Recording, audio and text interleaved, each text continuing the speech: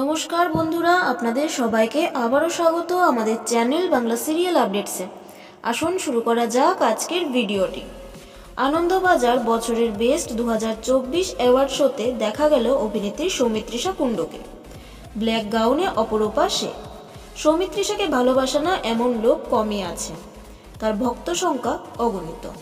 Serial হোক বা cinema বা ওয়েব সিরিজ, সকল কিছুতেই বাজিমাত করছে সৌমিত্রিষা।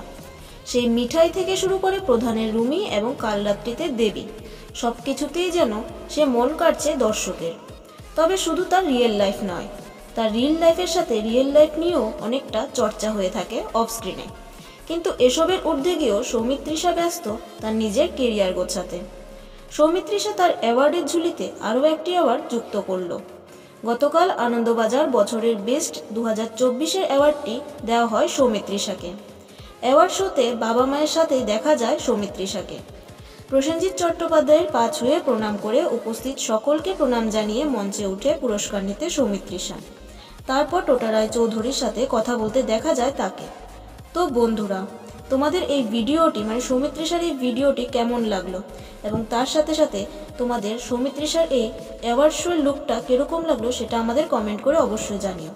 আর আজকের এই ভিডিওটি যদি তোমাদের ভালো লেগে থাকে তাহলে প্লিজ ভিডিওটিকে লাইক করো আর শেয়ার করো।